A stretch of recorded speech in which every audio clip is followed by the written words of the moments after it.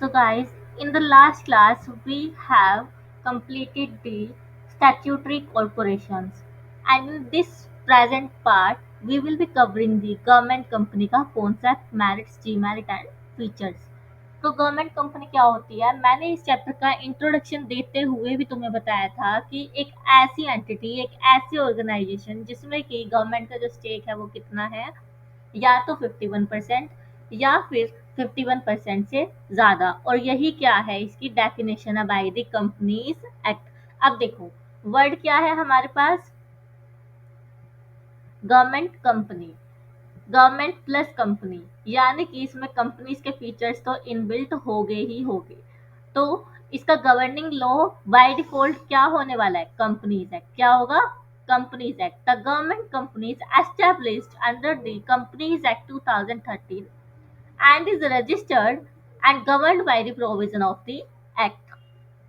These are established purely for business purpose। ये भी किस लिए की जाती है? बिजनेस पर्पस के लिए। जैसे हम बोलते थे ना कि गवर्नमेंट जो है समाज सेवा समाज सेवा समाज सेवा करती है, बट यहाँ पे क्या है, ये भी as the private entrepreneurs, private sector की तरह ही क्या की जाती है? एस्टेब्लिश की जाती है to run the business, to earn the profit. तो अब क्या बोला है, क्योंकि इसको कौन सा लॉ गवर्न करता है? Companies act 2013। तो हमें डेफिनेशन भी पढ़नी थोड़ी सी जरूरी हो जाती है, ठीक है। और डेफिनेशन कुछ भी नहीं है, जो मैं तुम्हें स्टार्टिंग से बताती आई हूँ, 51% स्टेक, 51% स्टेक, 51% स्टेक, वही इसकी क्या है? डेफिनेशन। बस स्टेक को यहाँ पे क्या बोला है? स्टेक किस में होता है? शेयर किस में होता है? कैपिटल में होता है। तो यही बोला है, according to this section 2 subsection 45 या फिर clause 45 of the Companies Act 2013, a government company means any company in which not less than 51% of the paid up capital is held by। अब जो इसके शेयर है, पेड अप कैपिटल है, या तो किसने होल्ड किए हुए हैं? सीजी ने, या फिर एसजी ने, या फिर partly by CG and partly by the SG, और one more, government of the state, and it includes a company which is subsidiary of the government company। और इसमें क्या इंक्लूड होगा? गवर्नमेंट कंपनी की सब्सिडरी भी। गवर्नमेंट कंपनी की subsidiary कौन होगी? जिसमें कि गवर्नमेंट कंपनी ने मोर देन 50% स्टेक क्या किया हुआ है? एक्वायर किया हुआ है। देखो, गवर्नमेंट कंपनी किसको बोलते हैं? जिसमें equal to more than 51% share होता है। बट गवर्नमेंट कंपनी की सब्सिडरी क्या होती है? जिसमें कि गवर्नमेंट ने मोर देन 50% स्टेक क्या किया हुआ है? एक्वायर किया हुआ है, ठीक है। ये चीज मैं तुम्हें लिखवा दूंगी अभी साइड में, अभी लिखवा देती हूँ। हो सकता है कि तुम्हें बोली हुई बात से कंफ्यूजन हो गई हो। तो एक तो हम पढ़ रहे हैं गवर्नमेंट कंपनी, वो क्या है? ऐसी कंपनी जिसमें कि 51% और more share held by the government. अब हम बात किसकी कर रहे हैं? Subsidiary of government company. इसमें क्या आएगा?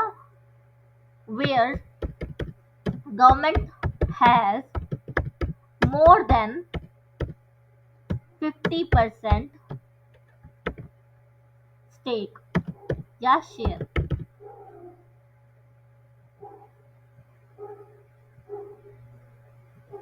डिफरेंस को समझने की कोशिश करना। मैं दोबारा से पढ़ती हूँ जो मैंने लिखा है अभी। तो मैंने क्या लिखा है, इसका थोड़ा सा फॉन्ट कलर चेंज कर देती हूँ so that you can easily look at that. तो गवर्नमेंट कंपनी का क्या मतलब है? जिसमें कि 51% स्टेक या शेयर किसका है? गवर्नमेंट का है। यहाँ पे किसकी बात करें? 51%, 51%। और यहाँ पे कितना है? मोर देन 50%। यहाँ पे अगर मैंने एग्जाम्पल के लिए बताती हूँ, 50.75% शेयर एक्वायर किया है, तो मैं उसको गवर्नमेंट कंपनी नहीं बोलने वाली, नहीं बोलने वाली। लेकिन अगर सब्सिडरी ऑफ गवर्नमेंट कंपनी की बात करते हैं, मैंने यहाँ पे 50.75% एक्वायर कर लिया, तो वो क्या बन जाएगी? मेरी subsidiary of the government company. I hope यहाँ से तुम्हें थोड़ा सा क्लियर हो गया होगा जो कि मैंने तुम्हें अभी बताया, ठीक है। सब्सिडरी ऑफ गवर्नमेंट कंपनी और गवर्नमेंट कंपनी के स्टेक के बारे में। स्टेक थोड़ा सा सिमिलर सा लग रहा है ना लैंग्वेज की वजह से, वही चीज मैंने तुम्हें क्या की है? क्लैरिफाई किया है। यहाँ तुम न्यूमेरिकल एग्जाम्पल में लिख लो कि मैंने एग्जाम्पल दिया है 50.75% का। इससे क्या होगा? Government company no, subsidiary yes. ठीक है, ये चीज याद रखना, बस ये याद रखना कि अगर 50.75% है तो गवर्नमेंट कंपनी तो मैं उसको नहीं बोलूंगी, लेकिन सब्सिडरी ऑफ गवर्नमेंट कंपनी मैं उसको बोल सकती हूँ। ये एग्जाम्पल हो गया। ठीक, इस लाइन का मतलब हो गया होगा अब क्लियर। अब हम थोड़ा आगे बढ़ते हैं। आगे क्या? Under the companies act 2013 there is no change in the definition of the company. Company की डेफिनेशन में कोई भी चेंज नहीं है। थोड़ा जूम कर देती हूँ, तुम्हें नहीं दिख रहा होगा। तो all provision of the act are applicable to the government company unless otherwise specified. इसका क्या मतलब होता है? अगर गवर्नमेंट कंपनी के लिए कोई अलग से रूल दिए गए हैं तो हम उन रूल्स को अप्लाई करेंगे, और अलग से रूल नहीं दिए गए हैं तो जैसे कि कंपनी को फॉर्म करते हुए और कंपनी को रन करते हुए बिजनेस को जो रूल अप्लाई होते हैं वो भी गवर्नमेंट कंपनी में क्या होंगे? अप्लाई। अब जिस चीज के लिए स्पेशल एक्ट है वो स्पेशल एक्ट की बात सुनेगा ना पहले, देन फिर जनरल एक्ट की बात सुनेंगे। उसके बाद है a government company may be formed as a private limited company. Government company किस किस फॉर्म में हो सकती है? प्राइवेट लिमिटेड कंपनी भी हो सकती है और एक पब्लिक लिमिटेड कंपनी भी हो सकती है। देन उसके बाद there are certain provisions which are applicable to appointment and retirement of the director and other managerial personnel. यहाँ पे थोड़े से अलग कॉन्सेप्ट है appointment and retirement of director को लेके। ठीक है, बस याद करना है क्या रूल्स है रेगुलेशन है, वो हमारे सिलेबस में नहीं है, नको। The government exercise control over the paid up share capital of the company. कितना? 51% और मोर than 51%। These shares of the company are purchased in the name of the President of the India। जितने भी share होंगे एक government company के, उसके shares किसके नाम पे खरीदे जाते हैं? शेयर सर्टिफिकेट पे नाम होता है ना इंडिविजुअल का, कि इस पर्टिकुलर बंदे ने खरीदा है, इस पर्टिकुलर गर्ल या बॉय या फिर पर्सन ने खरीदा है। गवर्नमेंट कंपनी में जो मेजर शेयर होल्डर है वो गवर्नमेंट होती है, और उस शेयर सर्टिफिकेट पे किसका नाम होता है? प्रेसिडेंट ऑफ द इंडिया का नाम होता है। और प्रेजेंटली हमारी जो प्रेसिडेंट है वो कौन है? द्रौपदी मुर्मू, अगर तुम्हें पता है तो।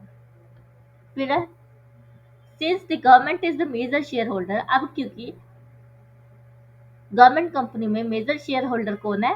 गवर्नमेंट है। And exercise control over the management of these companies, यानी जो डिसीजन गवर्नमेंट अप्लाई करेगी वही कंपनी को मानना पड़ेगा। They are known as the government companies. ठीक है, यहाँ तक आया समझ? देन उसके बाद है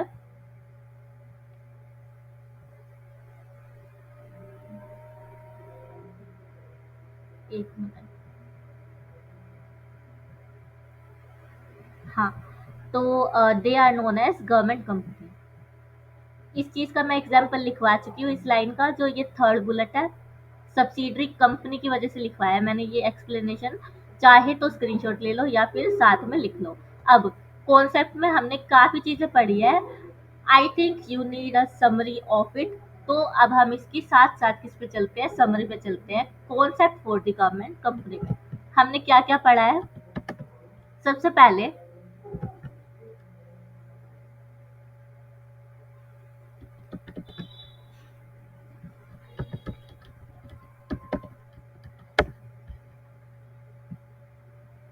हाँ, तो यहाँ से पढ़ते हैं गवर्नमेंट कंपनी का कॉन्सेप्ट। मैं ये नोट्स तुम्हारे लिए पहले ही बना लेती हूँ ताकि टाइम वेस्ट ना हो। तो कॉन्सेप्ट में सबसे पहले गवर्निंग लॉ क्या आ जाएगा? कंपनीज एक्ट आ जाएगा, जो कि हमने यहाँ पे पढ़ा था। ठीक है, कंपनीज एक्ट। फिर उसके बाद बिजनेस पर्पस होता है इनका, यानी प्रॉफिट अर्निंग मोटिव होता है। देन उसके बाद जो पेड अप शेयर कैपिटल है वो कौन होल्ड करता है?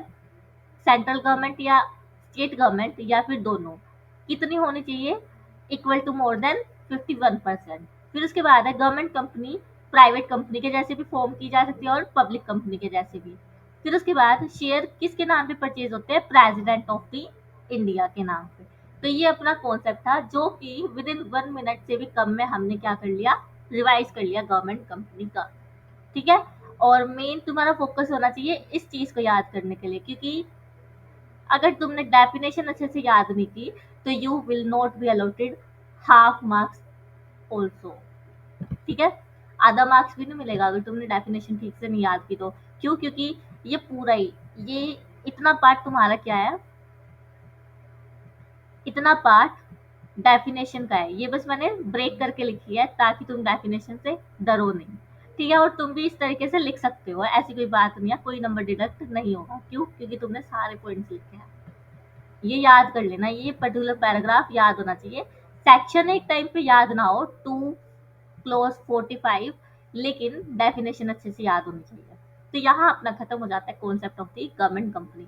अब हम किसकी बात करते हैं? अब हम बात करते हैं फीचर्स की, ठीक है। फीचर्स में सबसे पहले तो हम हमेशा किसकी बात करते हैं? गवर्निंग लॉ कौन सा होगा? Companies act. तो यही बोला है, it is organisation created under the companies act 2013 और any other previous law. Previous law मेरे पास कौन सा हुआ करता था? Companies act 1956। फिर उसके बाद अब जो कंपनी है, सॉरी गवर्नमेंट कंपनी है, वो एज लाइक कंपनी है। और कंपनी का फीचर हमने पढ़ा था सेपरेट लीगल एंटिटी। और सेपरेट लीगल एंटिटी होने की वजह से it can shoe anyone and can be should bye anyone. यानी ये किसी पे केस थोक भी सकती है और कोई इसके ऊपर भी केस लगा सकता है। प्लस ये अपने नाम पे भी प्रॉपर्टी को क्या कर सकती है? एक्वायर कर सकती है। तो इस 2 पॉइंट को तुम कैसे याद रखोगे? Separate legal entity. अब थोड़ा सा पेयर बना के भी चलोगे, यानी देखो, एक होता है हार्ड वर्क कि तुम अलग अलग पॉइंट को याद करने बैठो, और एक होता है कि एक ऐसा वर्ड मिल जाए बस जिससे कि मैं 2 या 3 फीचर्स को याद कर पाऊँ। तो इस चीज को तुम क्या लिख सकते हो? सेपरेट लीगल एंटिटी वाला फीचर, है ना। क्योंकि उसमें हमने पढ़ा है कि अगर सेपरेट लीगल एंटिटी है तो आप अपने खुद के नाम पे केस फाइल कर सकते हो और दूसरा भी आपके ऊपर केस फाइल कर सकता है। प्लस आप अपने ही नाम पे प्रॉपर्टी को भी क्या कर सकते हो? एक्वायर। तो ये 2 को तुम क्या करोगे? एक साथ याद करोगे। फिर उसके बाद है, क्योंकि ये कंपनीज एक्ट के द्वारा बनाई गई है गवर्नमेंट कंपनी, तो इस पे प्रोविजन भी किसके लगेंगे? मैनेजमेंट कैसे हैंडल की जाएगी? कंपनीज एक्ट के द्वारा। तो अब यहाँ पे ध्यान से देखो, इन 2 पॉइंट को साथ में याद करना, क्योंकि ये दोनों किससे रिलेटेड है?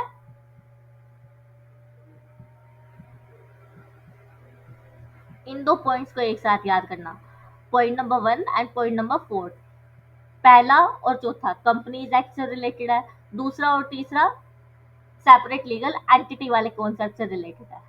फिर उसके बाद नेक्स्ट मेरे पास आएगा, मैं तुम्हें समझा भी रही हूँ, रटवा भी रही हूँ, पेपर में तो नंबर लाने के लिए याद होना चाहिए ना चीजें।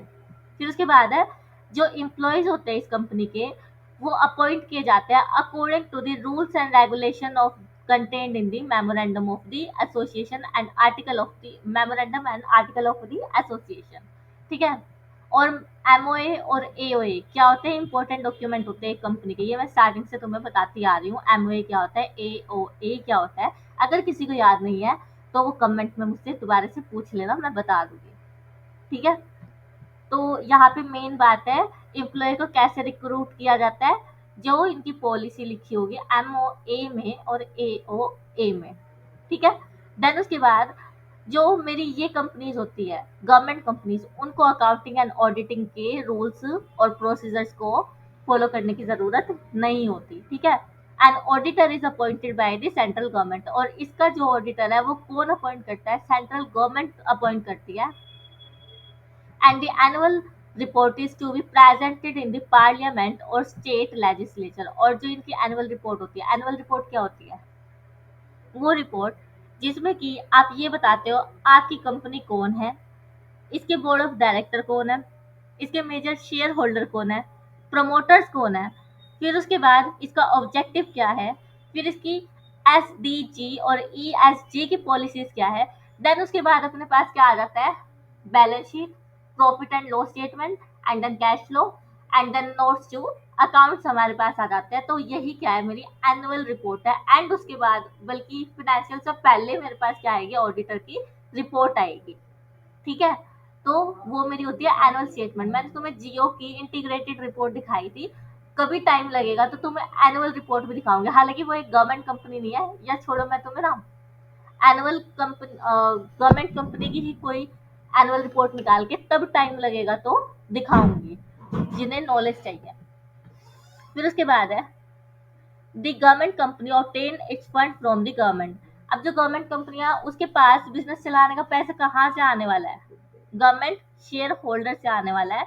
और कुछ उसमें, क्योंकि गवर्नमेंट की जो होल्डिंग है, ऐसा नहीं है ना कि 100% गवर्नमेंट ही होल्ड करती है, कुछ प्राइवेट शेयर होल्डर्स भी ओन कर सकते हैं, तो वहां से फंड आ सकता है। प्लस कैपिटल मार्केट से भी क्या उठा सकते हैं, ये फंड उठा सकते हैं। ये अलग अलग याद करने पड़ेंगे। मेन जहाँ पे लिंक बन सकता था 4 फीचर के लिए, वो मैं तुम्हें बनवा चुकी हूँ। हालांकि 6 नंबर का आता होगा शायद क्वेश्चन, तो 4 नंबर तो यहाँ से मिल गए तुम्हें लिंक बना के, और बाकियों में से कोई 2 याद कर लो, हो गए 6 नंबर। तो फीचर्स यहाँ पे अपने हो जाते हैं खत्म। थोड़ा समराइज कर देती हूँ। सबसे पहले फीचर में कि इसका गवर्निंग लॉ है companies act. Companies act governing law है, तो इसकी मैनेजमेंट भी कौन संभालता है? कंपनीज एक्ट के द्वारा संभाली जाती है, उसके प्रोविजन लागू होते हैं। प्लस क्योंकि ये एक कंपनी है, तो कंपनी भी क्या है? Separate legal entity. और उससे मेरे 2 पॉइंट निकल गए कि ये केस भी फाइल कर सकती है और इस पे भी केस फाइल किया जा सकता है। प्लस ये प्रॉपर्टी को अपने नाम पे ले सकती है और कॉन्ट्रैक्ट को भी एंटर कर सकती है। देन उसके बाद एम्प्लॉय रिक्रूटमेंट की पॉलिसी एज पर एमओए और एओए होगी कंपनी के, जो कि इसके मेन डॉक्यूमेंट है।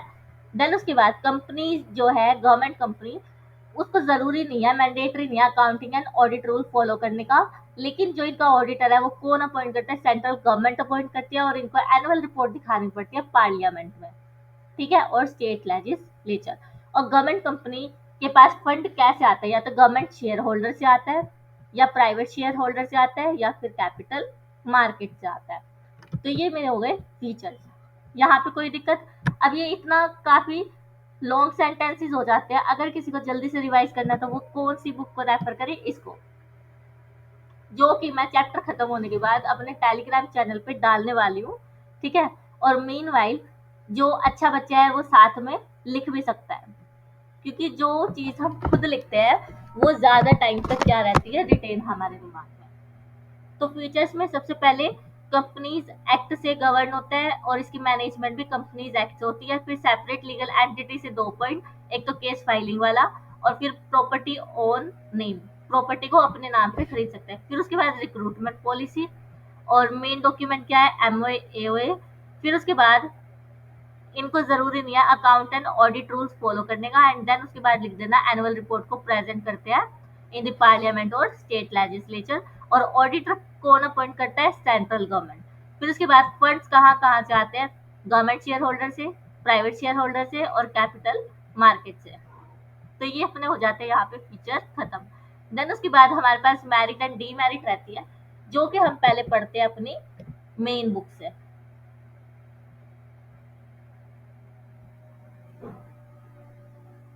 अब देखो, government company enjoy several advantages, जिसमें कि क्या क्या है? A government company can establish by fulfilling requirement of the Indian company act, जिसमें कि क्या बोला है कि a separate act in parliament is not required. यानी सेपरेट एक्ट नहीं है पार्लियामेंट में, हम डायरेक्टली सीधा साधा कंपनीज एक्ट को फॉलो कर सकते हैं, ये लिखा है। प्लस अब की कंपनीज एक्ट है गवर्निंग, तो यहाँ पे क्या आ जाता है? इस पे सेपरेट लीगल एंटिटी की मैरिट आ जाती है अपार्ट फ्रॉम द गवर्नमेंट। उसके बाद it enjoys the autonomy in all management of decisions, यानी डिसीजन टेकिंग पावर में ये क्या है? ऑटोनोमस है, यानी ये अपने डिसीजंस को इंडिपेंडेंटली ले सकती है, ठीक है। And take the action according to the business prudence. Business prudence मतलब ऐसे एक्शंस, ऐसे डिसीजन जिससे हमारे बिजनेस को लॉस ना हो, जो एक रैशनल पर्सन को करना चाहिए, वो काम, वो डिसीजन एक गवर्नमेंट कंपनी ले। तो ये बोला, ठीक है। सबसे पहले तो नो सेपरेट एक्ट, यानी पार्लियामेंट में एक्ट नहीं है, हम कंपनीज एक्ट को फॉलो करते हैं। फिर उसके बाद सेपरेट लीगल एंटिटी है, और ऑटोनोमस बॉडी है, ये इंडिपेंडेंटली डिसीजन को ले सकते हैं। प्लस कंपनी जो है गुड्स एंड सर्विसेज को रीजनेबल प्राइसेस पे देती है, and able to control the market, market को कंट्रोल कर पाते हैं क्योंकि ये सस्ते दाम में देती है अपने गुड्स एंड सर्विसेज को।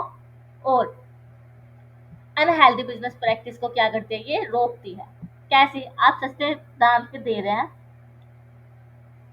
तो जो बिग प्लेयर्स है मार्केट के, वो मोनोपोली नहीं ले सकते। कैसे? क्योंकि आप वही गुड्स को आप किस पे खरीद पा रहे हो, सस्ते दाम में with good quality.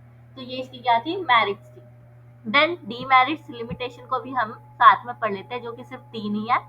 And we will be winding up with our government company topic of this chapter।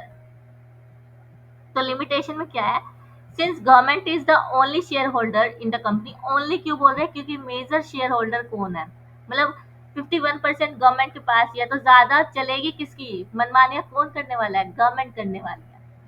The provision of the companies act doesn't have much relevance. मतलब गवर्नमेंट है, गवर्नमेंट ही लॉ लाती है, ये सब लाती है, तो इसकी क्या हो जाएगी, यहाँ पे ऑटोनॉमी हो जाएगी।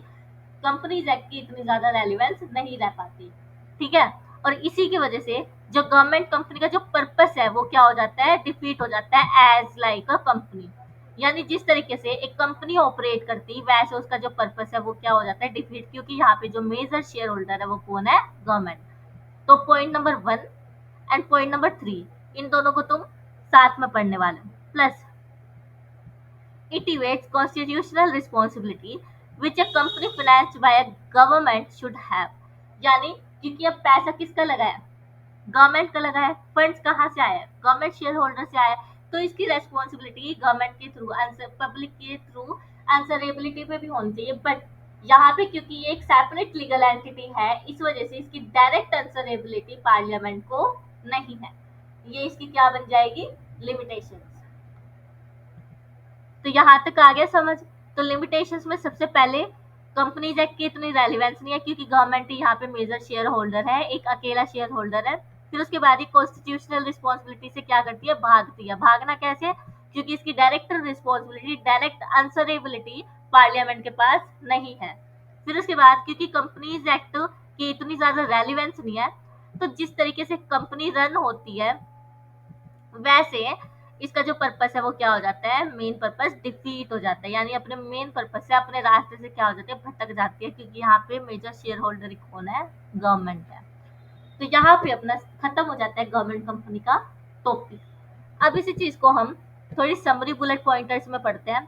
तो मैरिज में सबसे पहले no separate act of the parliament, companies act prevail करता है। देन उसके बाद सेपरेट एंटिटी है। फिर एंजॉय ऑटोनॉमी, जहाँ पे तुम्हें लिखना होता है कि डिसीजन इंडिपेंडेंटली लेती है। फिर उसके बाद नॉमिनल प्राइस पे गुड्स एंड सर्विसेज है, और अनहेल्दी प्रैक्टिस को रोकती है, ठीक है। फिर उसके बाद डीमेरिट, डीमेरिट में क्या आ जाएगा, government is shareholder, no more company act relevance, relevance नहीं है कंपनी एक्ट की। देन कॉन्स्टिट्यूशनल रिस्पॉन्सिबिलिटी से इवेड करती है, not answerable to parliament. Then उसके बाद main purpose of the company is defeated because of the major shareholder as government. यहाँ पे with revision with summary pointers तुम्हारा जो गवर्नमेंट कंपनी का टॉपिक है of this chapter 3 private public and global enterprise वो हो जाता है समाप्त, कंप्लीटेड, ठीक है। कुछ नहीं समझ आया हो तो कमेंट जरूर करना, I will take your doubt, या फिर तुम टेलीग्राम डिस्कशन ग्रुप पे भी जा सकते हो, ठीक है। और तुम्हारे पास ये नोट्स तो हो गई, प्लस जो ये समरी नोट्स है ना, वो मैं तुम्हें चैप्टर पूरा होने के बाद ही देने वाली हूँ। अगर किसी को लिखना है तो साथ साथ यहाँ से लिख सकते हैं स्क्रीनशॉट लेके, ठीक है। वैसे ले लो तुम स्क्रीनशॉट, ये कॉन्सेप्ट ऑफ डिपार्टमेंटल अंडरटेकिंग के लिए मैंने बनाया था, ठीक है। अब ये देख लो डीमेरिट पोस्ट करके। अब स्टैट्यूटरी कॉर्पोरेशन का देख लो। अब मेरिट्स एंड डीमेरिट्स। फिर उसके बाद government company, concept and feature, and उसके बाद merit and demerit of the government company, ठीक है। यहाँ पे हो गया अपना फिनिश।